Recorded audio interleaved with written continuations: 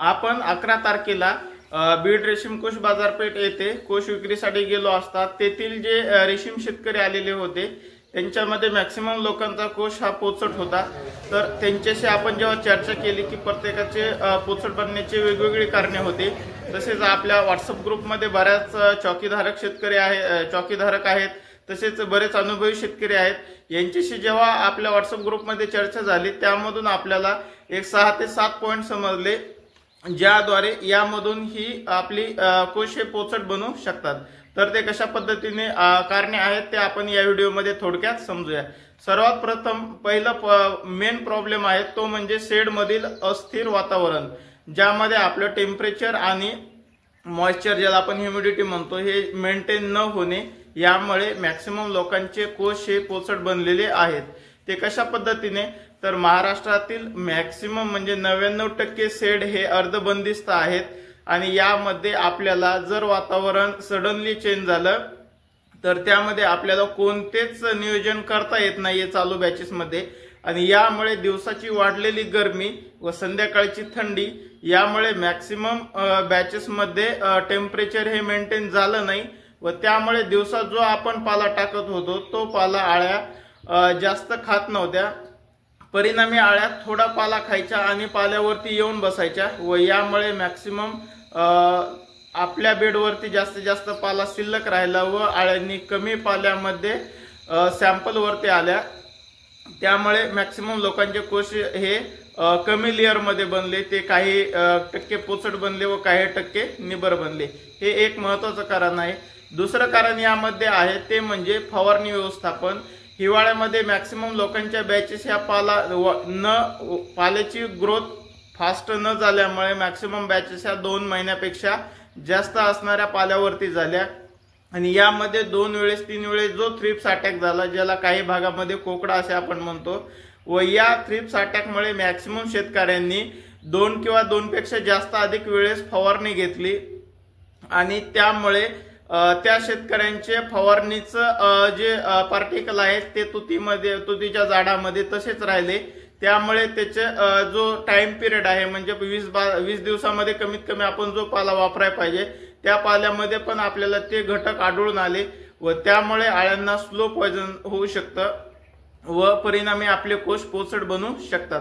कारण पावसाळ्यामध्ये जी औषधे 15 दिवसामध्ये फवारून आपण 15 दिवसामध्ये पाला टाकतो तेच औषधे हिवाळ्यामध्ये 15 दिवसामध्ये न्यूट्रल झाली नाहीत आणि यामुळे एक कारण असू शकतं की लोकांचे कोष हे स्लो पॉइझनमुळे पोचट बनू शकतात।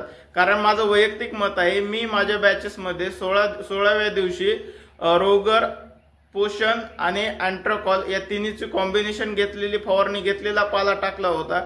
माझ्या बॅचेस मध्ये 125 अंडीपुंजामध्ये एकही आळी आपली मेली नाही, परंतु या कारणामुळे मला वाटतं की माझे कोष हे पोचट बनलेले असू शकतात किंवा पाला न खाल्ल्यामुळे, या 2 कारणामुळे मला वाटतं की माझे कोष हे पोचट बनलेले असतील।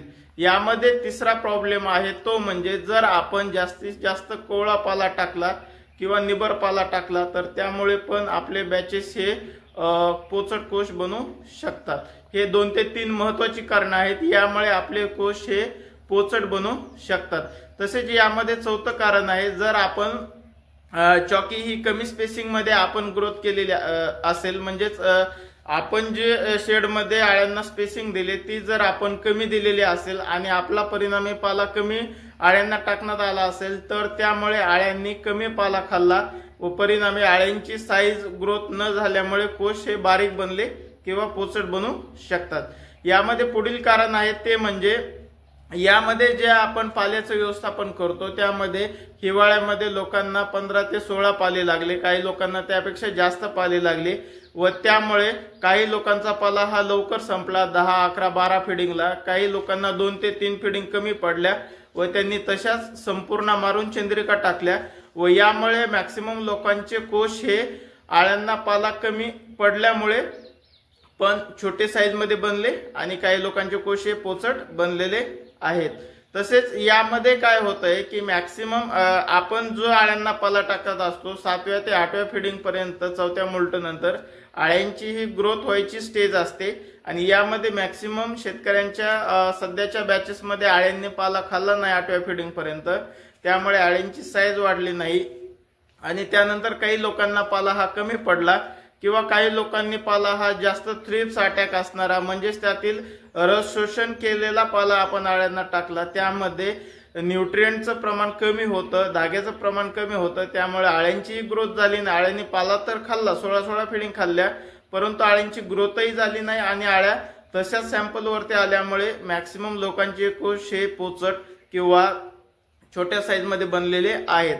आता ही प्रमुख कारणे आहेत। काही लोकांचं मत आहे की जर सर्व महाराष्ट्रामध्येच पोचट कोशाचं प्रमाण बनत असेल तर हा अंडीपुंजामधून किंवा चॉकी सेंटर मधून आलेला प्रॉब्लेम आहे, परंतु यामध्ये काय होतं शेतकरी बंधूंनो, जर आपण 10 शेतकऱ्यांना म्हणजे चॉकी 10 शेतकऱ्यांनी घेतली त्यातील 2 ते 3 शेतकऱ्यांच्या बॅचेस ह्या चांगल्या निघत आहेत आणि बाकीच्या शेतकऱ्यांच्या बॅचेस ह्या खराब निघत आहेत। त्यामुळे चॉकीवाल्यांचं मत आहे की जर आमच्याकडून किंवा जर अंडीपुंजामधून प्रॉब्लेम असेल तर सर्वच लोकांच्या बॅचेस ह्या फेल जायला पाहिजेत।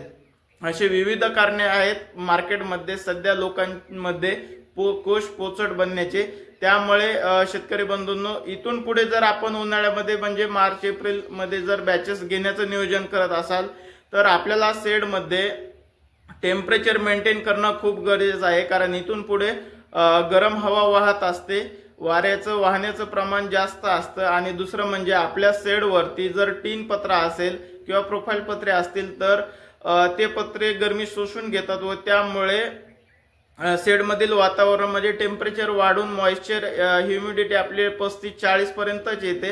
तर हे आपल्याला नियोजन करायचं आहे। त्यासाठी नियोजन करत असताना तुम्ही आपल्या पत्रांवरती स्प्रिंकलर बसवू शकता किंवा फॉगर मध्ये बसवू शकता किंवा साइडने जे आपली शेड नेट आहे त्यावरती आपण ठिबक लावून त्याद्वारे पाणी सोडू शकता, ज्याद्वारे हे आपलं टेम्परेचर नियंत्रित होण्यास मदत होईल। म्हणजेच काय तर आपला जो पाला टाकणार आहे तो लवकर पाला जर आपला सुकला नाही तर आळ्या पाला जास्त खातील व परिणामी बॅचेस चांगल्या निघण्यास मदत होईल। यामध्ये आपण दुसरा एक प्रयोग करू शकतो, जे आपल्याला बाजारामध्ये बोंद्रे मिळतात ते बोंद्रेचं कापड शिवून आपण ज्या दिशेने ऊन जास्त शेड मध्ये येतं म्हणजे दक्षिण आणि उत्तर या साइडने जरी आपण बोंद्रे बांधले आणि त्यावरती ठिबकचं पाणी सोडलं तर नक्कीच यामध्ये पण आपलं शेड मधील टेम्परेचर मेंटेन होण्यास मदत होईल। यामध्ये पुढील एक कारण आहे, ज्या बॅचेस मध्ये शेतकऱ्यांना ग्लासरी आणि फ्लेचरीची लागण झालेली होती, काही लोकांना 4थ्या मोल्ट पासून लागण झालेली असते तर काही लोकांना ही फक्त सॅम्पल यायच्या अगोदर लागण झालेली दिसते व यामुळे जेव्हा आळ्या कोशामध्ये गेल्या तेव्हा त्यांचे लागणीचं प्रमाण जास्त झालं व त्यामुळे पण आळ्यांनी मध्येच कोश विणायचं सोडून देतात व त्यामुळे पण आळ्या ह्या कोश पोचट बनू शकतात। यामध्ये दुसरे कारण असतं ते म्हणजे जर आपल्या शेडच्या जवळपास जर गॅस पॉइझनची फवारणी होत असेल तर त्यामुळे पण आपल्या बॅचेस मध्ये आळ्यांवरती स्लो पॉइझनचा असर होऊ शकतो व परिणामी आपले कोश हे पोचट किंवा डागीळ पोचट बनू शकतात। ही प्रमुख कारणे आहेत आपले कोश पोचट बनण्याचे। त्यामुळे तुम्ही इथून पुढे नियोजन करत असताना टेम्परेचरचं नियोजन करा, पाला चांगला असावा, पाल्यामध्ये जास्त धुळीचं प्रमाण नसावं, यामुळे कोणताही जर धूळ वगैरे नसेल तर आपल्या बॅचेस मध्ये मॅक्सिमम आजार येण्यास प्रतिबंध होतो। आपण या जून पासून 5वी बॅचेस काढलेली होती, त्या बॅच 125 अंडीपुंजाची होती, त्यामध्ये आपल्याला 80 किलो माल हा चांगला निघला, तो पण थोडाफार पोचटच होता। तर 80 किलो मालाला आपल्याला एक 450 रुपये बाजारभाव मिळाला आणि 20 ते 25 किलो माल हा आपला पोचट होता, तो माल आपला बीड मार्केट मध्ये आपण 500 रुपयाला गुता दिलेला होता, कारण त्याची काय तिथे बाजारभाव करत नाहीत आणि त्यामुळे आपल्याला ते तुटपुंजा भावामध्ये आपल्याला द्यावा लागतो। अशा प्रकारे आपली 5वी बॅच ही 37,000 रुपयाची झालेली आहे। जून पासून आपण 2 एकर मध्ये 5 बॅचेस घेतल्या, त्यामध्ये आपले सरासरी 2,70,000 रुपये आपले 5 बॅचेस मध्ये झालेले आहेत। आजपासून म्हणजेच 14 फेब्रुवारी पासून आपली शेडवरती 135 अंडीपुंजाची 6वी बॅच चालू होत आहे आणि आपण एप्रिल मध्ये एक 7व्या बॅचेसचं नियोजन केलेलं आहे। अशा पद्धतीने आपण 2 एकरमध्ये एका वर्षामध्ये आपण 7 बॅचेस घेण्याचा नियोजन केलेलं आहे। बंधूंनो, तुम्हाला ही माहिती कशी वाटली कमेंट बॉक्स मध्ये नक्कीच आपले मत व्यक्त करा व तुम्हाला जर ही माहिती उपयुक्त वाटत असेल तर इतर रेशीम शेतकऱ्यांपर्यंत नक्कीच शेअर करा, म्हणजे त्यांना याबद्दल माहिती मिळेल। धन्यवाद।